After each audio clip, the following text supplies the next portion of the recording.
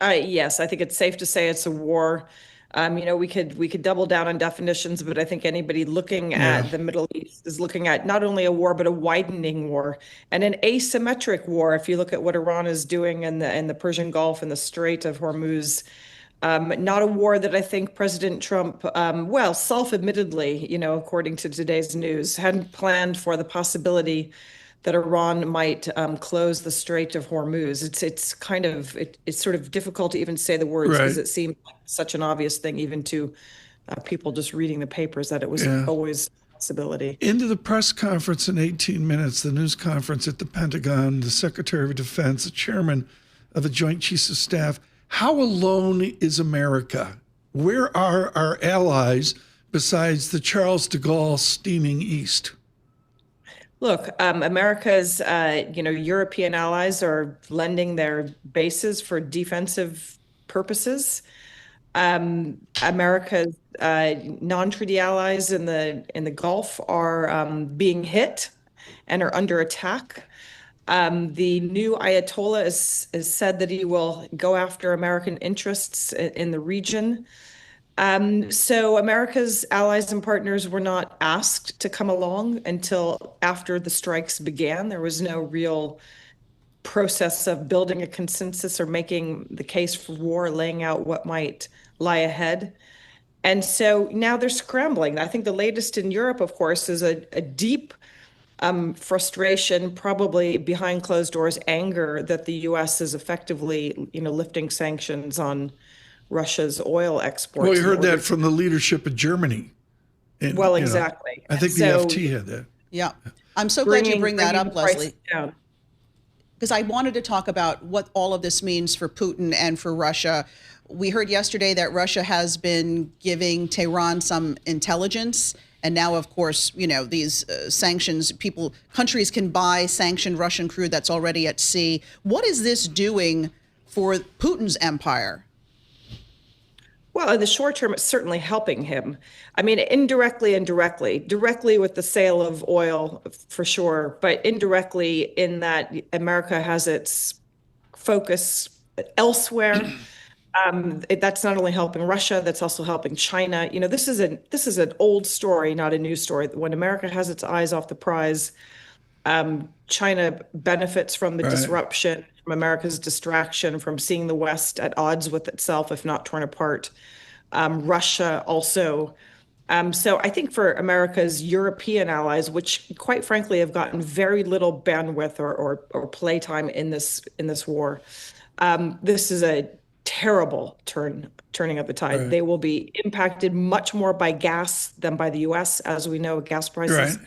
But it really is, it's coming at a time when they're squeezed at home, when, the war with Ukraine continues. We're not even talking about the war in Ukraine right now. We're only talking Yeah. about the Middle East. The rising sun across Lake Michigan, Leslie Vinjamuri in Chicago. We will continue whether we welcome all of you. 15 minutes from a press conference of the Pentagon. Of course, Michael Barr will be along with the news, including this horrific crash, I should say, of a flying tanker for the Air Force. Alexis Christoforous with Leslie Vinjamuri.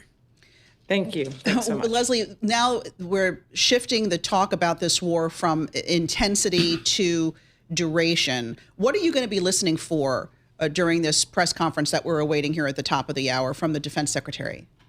I have some sort of plan for what to do about the buildup in the Persian Gulf, how to manage the global political economy, whether they're going to seriously consider escorting ships through the Strait of Hormuz and what conditions would need to be met in order for that to be safe.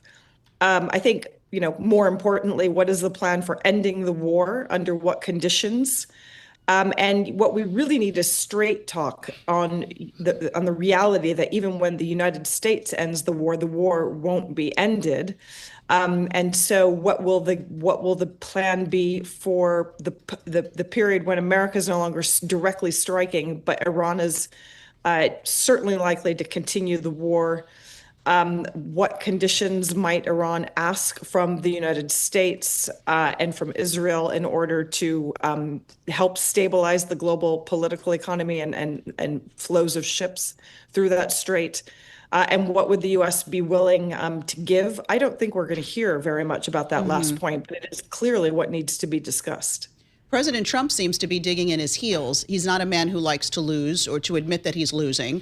So I'm wondering what an exit ramp might even look like, because we know many lawmakers are now calling for an exit to this war, especially in the year with midterm elections. What might that even look like, Leslie?